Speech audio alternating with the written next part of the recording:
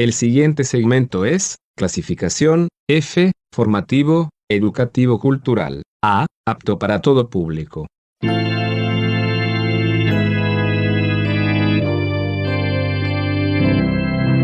Bienvenido a Hora de Estudio Bíblico con nuestro maestro el Dr. Lehman Strauss.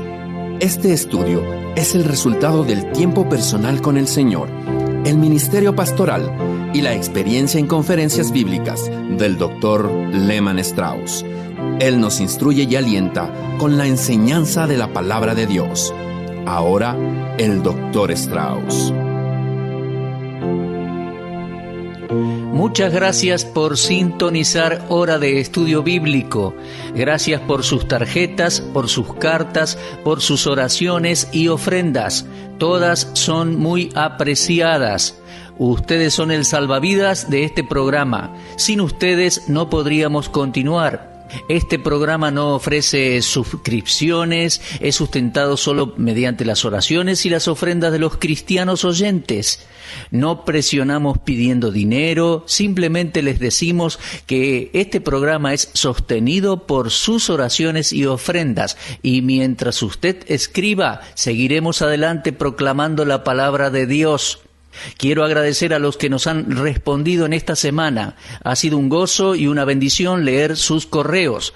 Y ahora les pedimos que unan sus manos con las nuestras y compartan esta gran obra de enviar la palabra de Dios a un mundo en oscuridad espiritual. Esta serie particular sobre el hombre y su futuro ha sido una bendición para muchos. La correspondencia realmente muestra que Dios ha bendecido sus corazones y estamos felices por ello. Vamos a dirigirnos a Dios en oración para comenzar. Amado Padre, nos inclinamos ante esta Biblia abierta, considerándola no como un fetiche, sino como un mensaje que viene del cielo dirigido al corazón de los hombres. Te agradecemos por la Biblia Santa, libro divino, precioso tesoro que nos revela tu persona y tus planes maravillosos para la humanidad. Te agradecemos porque podemos leerla, también porque el Espíritu Santo, que es nuestro maestro y nos guía para comprenderla y también nos ayuda a transmitirla a otros. Y confiamos que el ministerio será de mucha bendición hoy, el ministerio radial. Que las almas se salven, te pedimos. Que los cristianos sean ayudados, bendecidos y fortalecidos. Que los ancianos, los desanimados y los enfermos encuentren consuelo en tus palabras. Y oramos para que los jóvenes que nos escuchan encuentren instrucción que les dé luz para alumbrar la senda en este mundo impregnado de pecado y que tanto necesita una demostración de tu poder. Dios, te pedimos que nos ayudes hoy para ministrar tu palabra. En el nombre del Señor Jesucristo oramos. Amén. El tema de hoy es: ¿está el alma consciente después de la muerte? No creo que podamos terminar de exponer todo con respecto a esto, pero espero que sea lo suficiente como para darles un buen fundamento sobre este tema. ¿Está el alma consciente después de la muerte? Esta no es una pregunta nueva. Por siglos hubo cierta gente religiosa que ha sostenido que el alma sigue existiendo después de la muerte, pero en un estado inconsciente. Luego de investigar, quizá algunos de ustedes se sorprendan al saber que hay muchos que creen en el concepto de que el alma duerme. Debido a la inquietud y el interés universal respecto al lugar donde están los muertos, sectas falsas hacen víctimas a la gente diciendo conocer sobre este tema. Esos grupos están entre nosotros y pueden venir a nuestra puerta y tocar el timbre. Ellos no creen que el alma está consciente después de la muerte. Creen que el alma duerme y ellos esparcen su veneno a través de su literatura y con su habilidad para hablar. Van diciendo que el cuerpo regresa al polvo y el alma queda inconsciente o duerme. Aquellos que creen en esto están presentando una de las distorsiones o perversiones de las Santas Escrituras. La Biblia se refiere al alma después de la muerte, pero no enseña que el alma cae en un estado de sueño o inconsciencia. Dijo una persona: en la muerte no es el cuerpo sino el alma la que muere. Otro dijo, en el lapso de tiempo entre la muerte y hasta que el alma sea resucitada, ésta permanece inconsciente. Otra persona escribió diciendo, aún los apóstoles estuvieron inconscientes por siglos. Amigos, estas afirmaciones son hechas por cierta gente que viene a su puerta día a día, pero todo esto es un enfoque de hombres, un punto de vista que no está presente en las Santas Escrituras. Cada ser humano entra al mundo siendo poseedor de una existencia eterna. Aquel bebé que nace en este mundo nace para estar consciente por toda la eternidad. Es verdad que en la muerte el alma se separa del cuerpo, pero no está de acuerdo con la enseñanza de la Biblia decir que en la muerte el alma cae en un estado de completa inconsciencia o en un profundo sueño. Ahora, a primera vista pareciera que la Biblia enseña eso. Entonces, haremos muy bien en examinar aquellas escrituras que se refieren a la muerte como un sueño. En un estudio anterior nos hemos referido a esto también, pero hoy vamos a extendernos y hablar al respecto en forma más completa.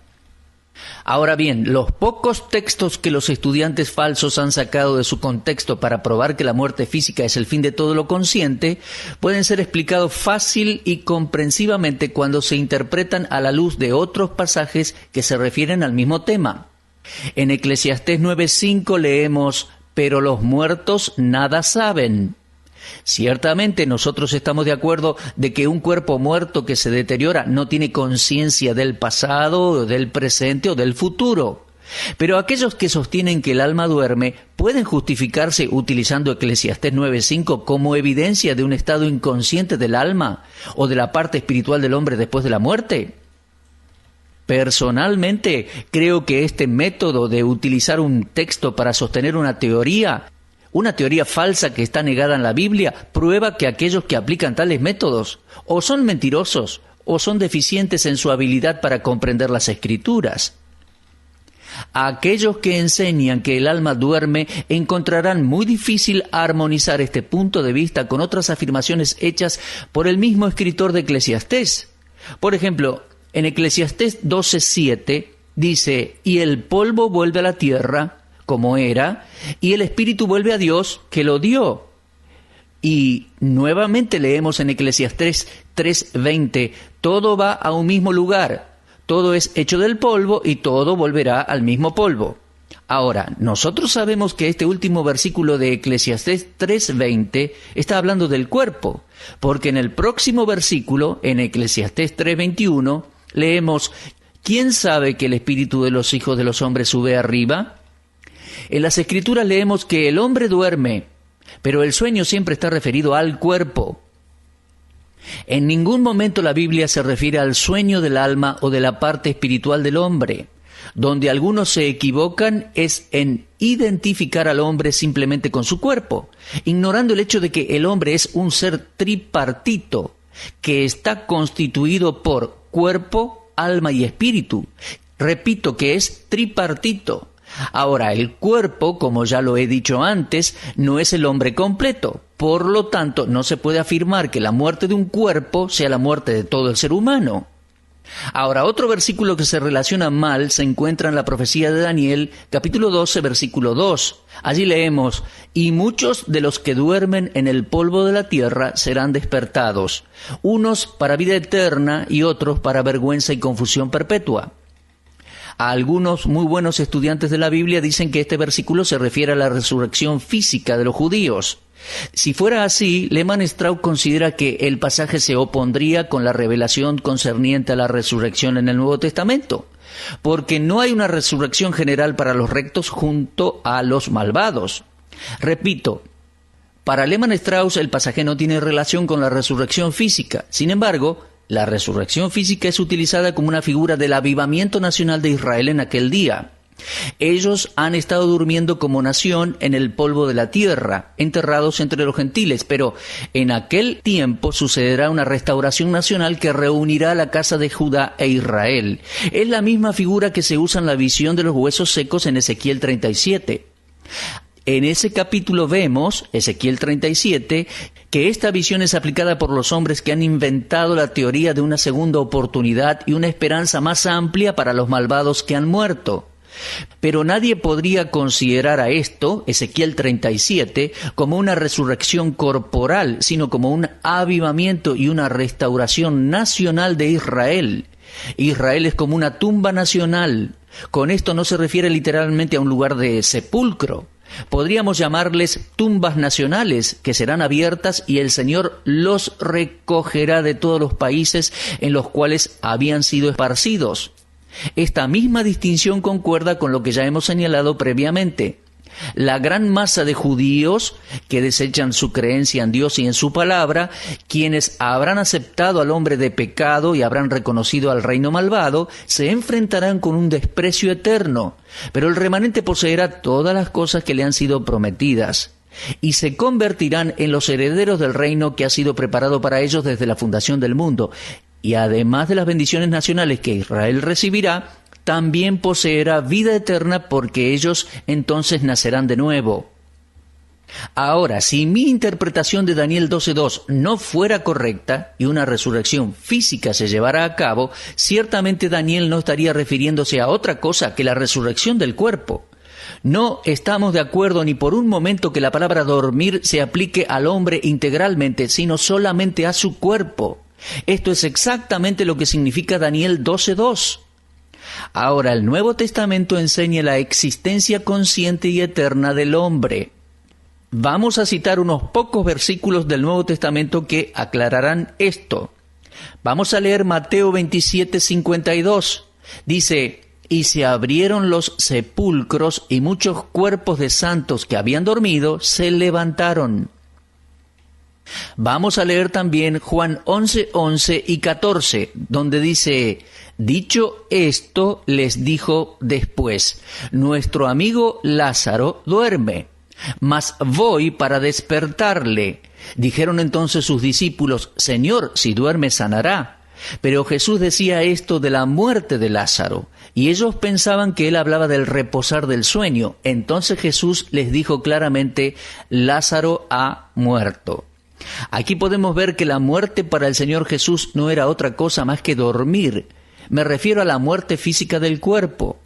Esto es una figura de dicción que encontramos en la Biblia, porque no existe una pausa o un final para nuestra conciencia. Era el cuerpo de Lázaro que estaba muerto. Era su cuerpo respecto al cual Marta dijo: «Hiede ya, porque es de 4 días». Cuando Jesús dijo claramente que Lázaro estaba muerto, él se refería solamente al cuerpo de Lázaro. Luego agregó, en versículo 11, «Nuestro amigo Lázaro duerme, mas voy para despertarle». Él hizo esto resucitando el cuerpo de Lázaro de la muerte.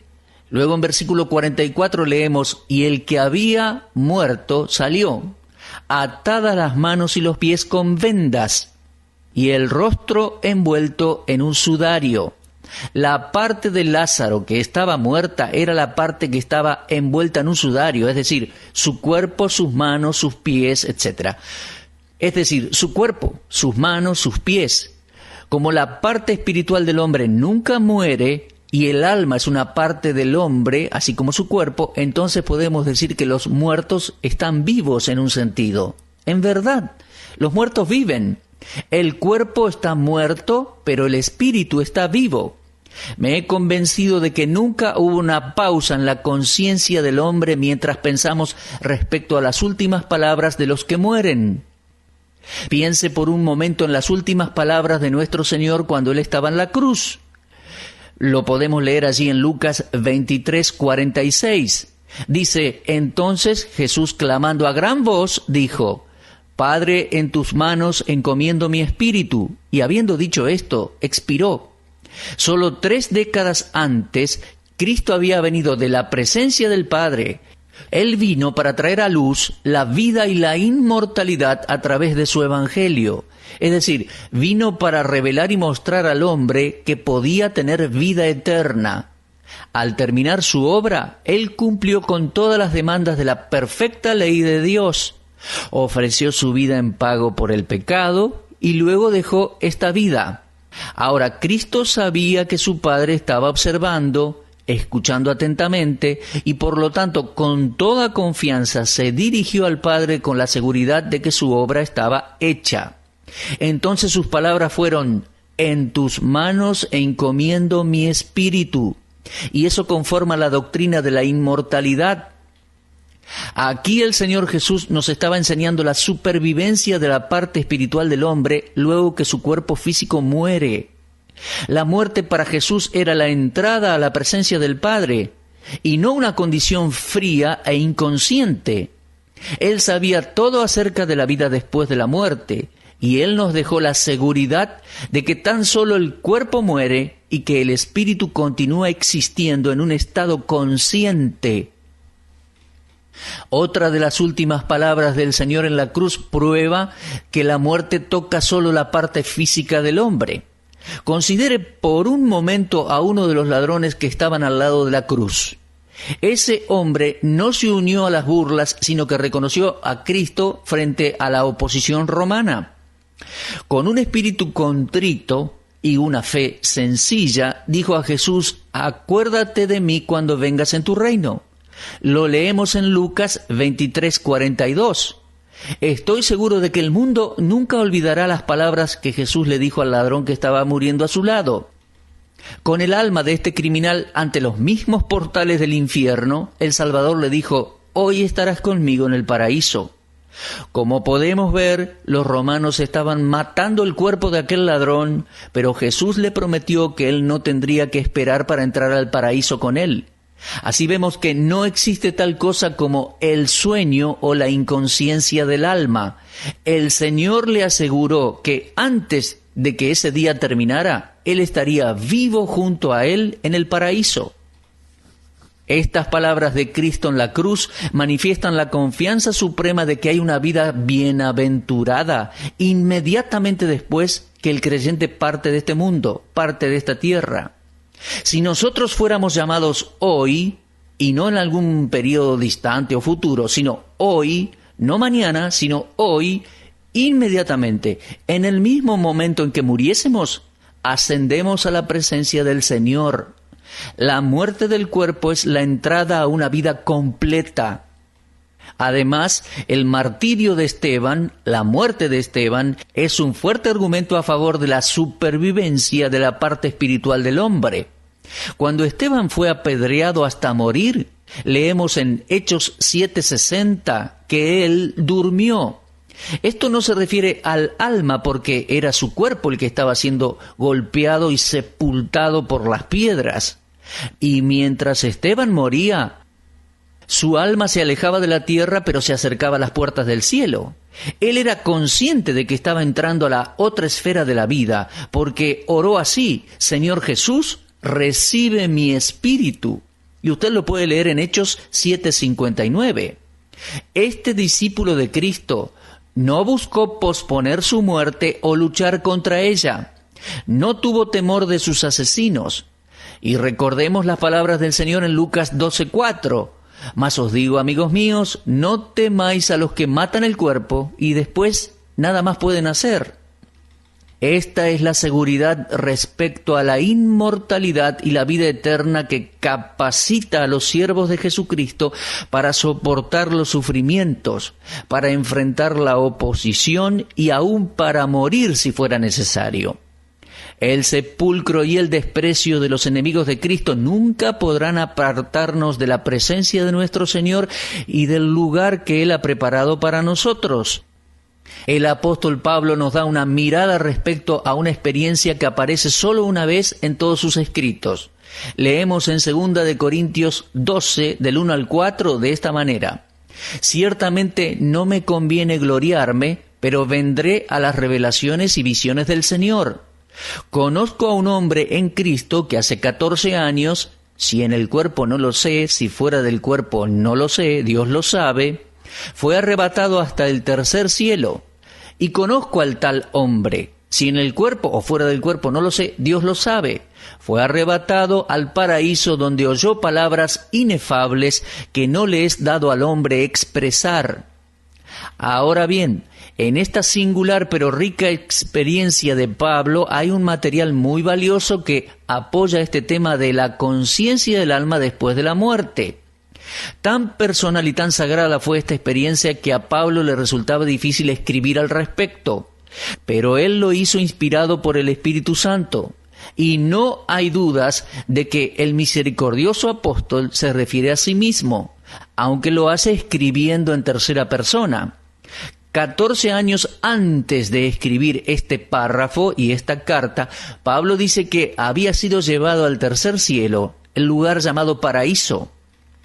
Dicho sea de paso, le digo, la Biblia habla de 3 cielos. Está el cielo atmosférico, en el cual vuelan las aves. En segundo lugar está el cielo donde están las estrellas.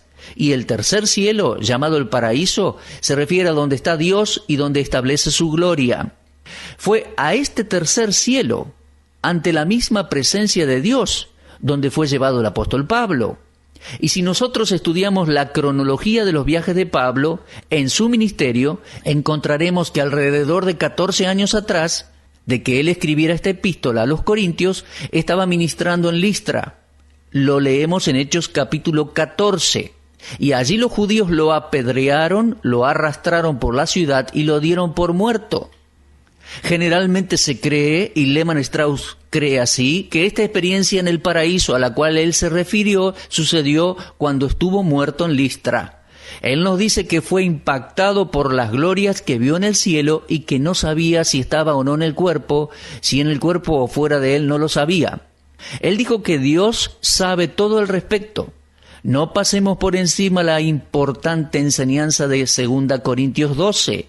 Es posible que haya estado completamente consciente en su espíritu, pero ausente del cuerpo. Esta clara enseñanza del apóstol Pablo derrota la teoría del sueño del alma.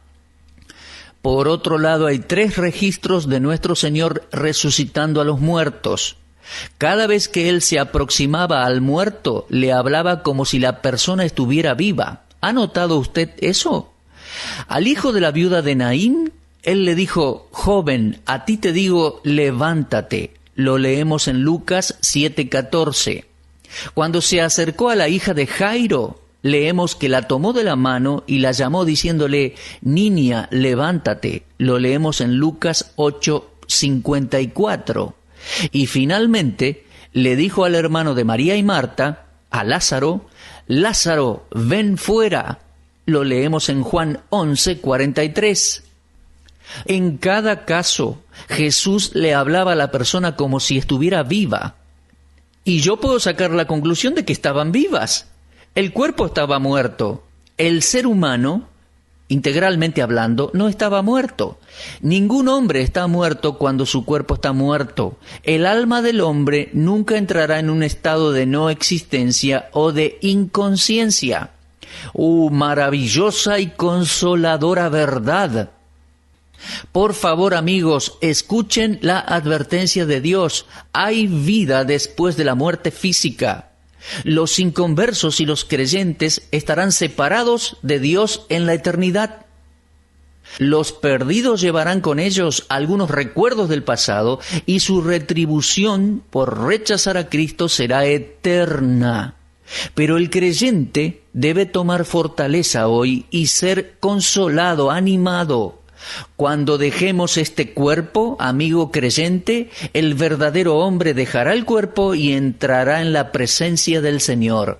Gracias a Dios por la esperanza de la vida más allá de la tumba. La debemos al Señor Jesucristo, que derrotó la muerte y resucitó triunfante y nos da gratuitamente perdón de pecados y vida eterna por la fe, confiando en Él. Bueno, en nuestro próximo estudio estaremos considerando el tema de las 2 resurrecciones. Por favor, no deje de escribirnos. Estaremos de regreso, si Dios quiere, a la misma hora y en esta misma estación radial. Y hasta entonces, fortalézcanse mirando hacia arriba. Usted estuvo escuchando Hora de Estudio Bíblico con el maestro el doctor Lehmann Strauss.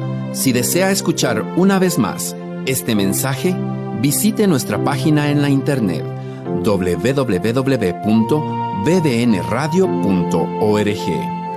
Le dejamos la invitación para que el día de mañana nos acompañe aquí, en este mismo horario y punto del dial. Hora de Estudio Bíblico es una producción de BBN.